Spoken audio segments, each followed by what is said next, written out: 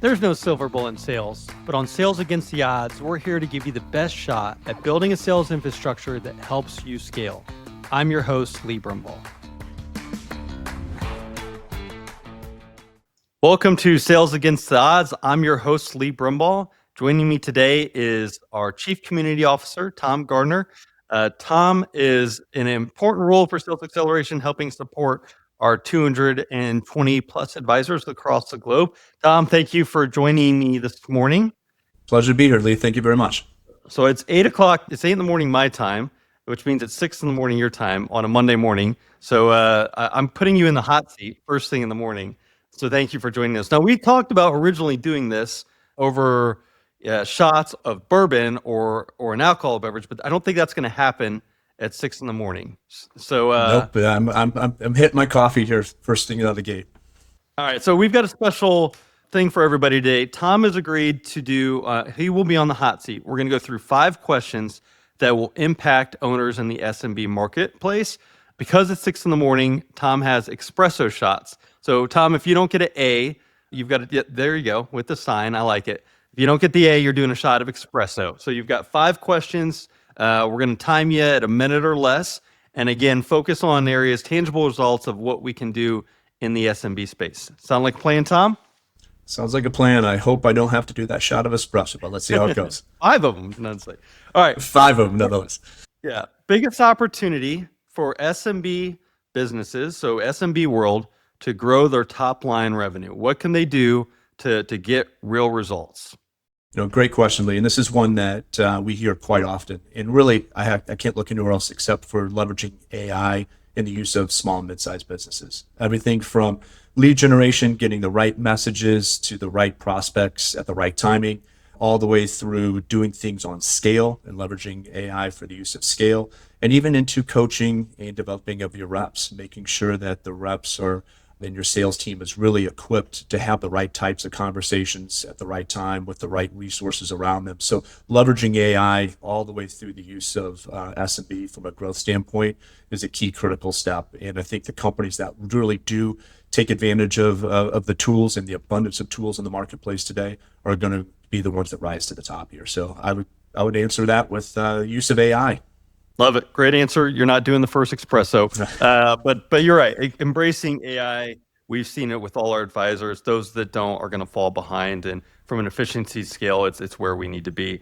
All right. Second question for you. Biggest mistake business owners make in SMB? For that business owner Dave's listening, he's got a $5 million company. What's the biggest mistake you often see in the space? I would think looking at and really underestimating the value of a proven sales process, a repeatable sales process. Really seeing business owners that either have their sales team trying to follow in their steps if they were a founder-led sales organization and selling like they do, or really just not having a defined process that their entire sales team is leveraging. And what happens in that case, Lee, is that you see sales teams doing their own thing, their own way, at their own time, and they lose a lot of the insights into the business. Example, what has to happen for an opportunity to move from stage to stage? What are the questions that need to be asked? What information needs to be gathered?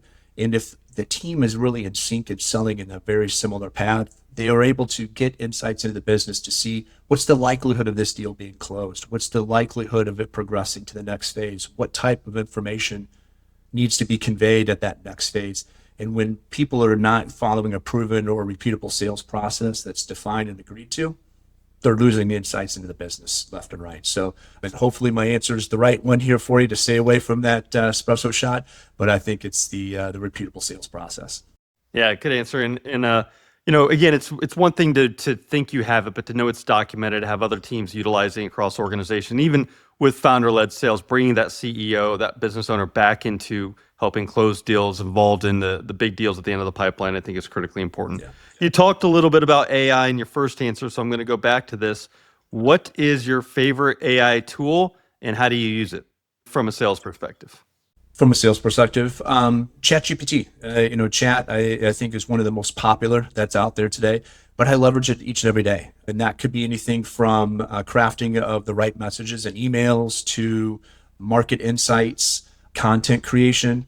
I actually leverage Chat GPT in preparing to use other AI tools and other technologies? What types of prompts or scripts should I have created to be able to make other tools even that much more efficient and effective as well? So chat is one of those that I use each and every day, just because of the nature, the broad application of where that chat function can actually operate for us too.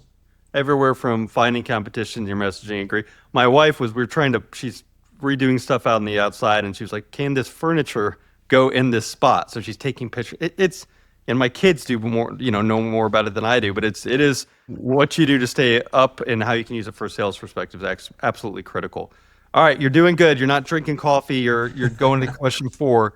Give me an example of a key learning you had from your sales career, something that maybe is funny, stood out to you, anything that stands out that you've come across in your career.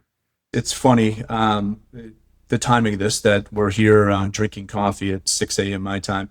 But one of my early career learnings was I had a sales meeting as an early sales rep, and I scheduled that meeting into early to mid afternoon.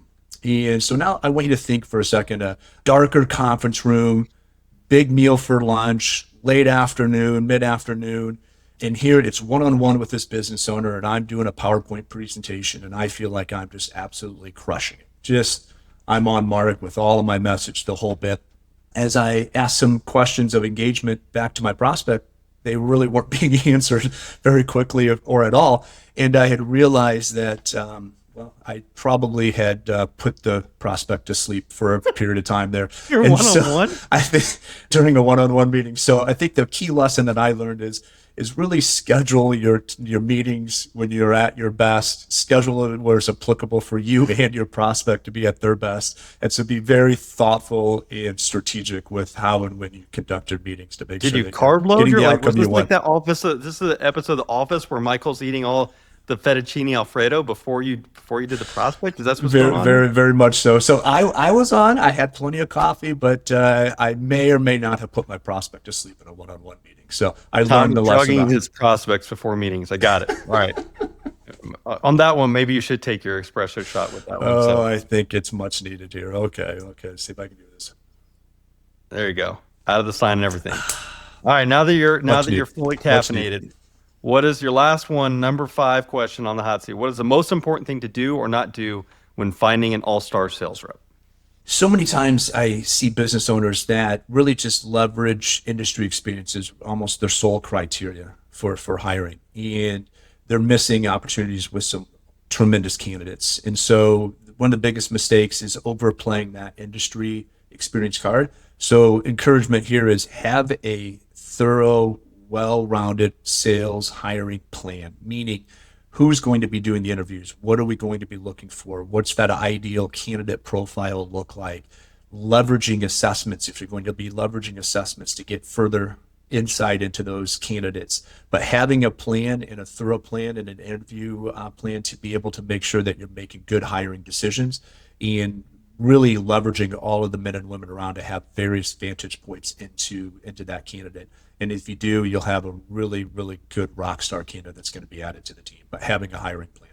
Right. Love it. Yeah. If you look, all the things we've talked about, if you still have wrong people in the wrong seats, it doesn't go anywhere. So absolutely having a detailed plan. And there's a much difference. We know salespeople can trick us, right? So there's a big difference between interviewing the right way from a sales perspective of that hire versus just winging it. So good. Tom, you are off the hot seat this morning. Thank you for joining us. Let me throw it back to you if I could, Lee, here for a second. So I've been on the hot seat, but you've been such a generous host. So I'd love to be able to put you on the hot seat for just one question, if we could.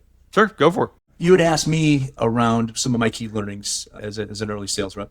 I'd love to turn that question back to you. So you've had a lot of experience in sales and sales leadership and being the visionary of Sales Xceleration and all the key learnings that you have around you. What is one that you look back at and throughout your career is one of those most critical key learnings that help position you for success? The one thing that stands out, and I go back to what we just talked about, when you talk about all the processes and all the things that we do, if you hire the right person, so many times the business owner is wearing a lot of different hats, the team's wearing a lot of hats, and you onboard that person, you spend 3 days with them, you regurgitate, you talk about your message and how you stand apart from your competition, and then you release them to the wilderness. And that's really not how it should be. I was blessed enough to start my career with Johnson & Johnson, and their sales and management training program was amazing. But I had 3 weeks to practice and role play and message, and then I had mentors and managers working with me and riding with me. So in the SMB world, when you hire that first rep, you've got to invest in them. You've got to invest time, resources, energy. You need to onboard them, a detailed onboarding positioning so that they learn everything about your company. They can message it back to you. And then you got to stay involved. You've got those first deals that come across. You're helping them with pipeline development. You're helping them with closing deals. So you can't be that founder that just hires a sales team and removes yourself. Whether it's having a fractional person that's helped supporting you, whether it's having a sales manager in place, you've got to develop people. And I think that's the biggest thing that stands out to me is the teams that develop people the right way were the ones that were able to scale their businesses and successfully grow. So that stands out. Hope that's what you're looking for. I don't have a shot of espresso, so if it's not, you're hosed anyway. So. Well, you're lucky you answered it very well because I would not have made you do a shot of espresso either there. So well done. Thank you, Lee. I appreciate that. Tom, thank you for joining us. This has been Sales Against the Odds. We've given you 5 tangible ways to go back and repeat into your business. Hopefully this is helpful. Next time, join us where we will have another great business leader learning, sharing with us all the insights that they can to help you grow your business. Tom, thank you for joining us. Appreciate it. Thank you, Lee. You've been listening to Sales Against the Odds. Be sure to hit that follow button so you never miss an episode. And if you want more resources on scaling sales, check out our website at salesxceleration.com.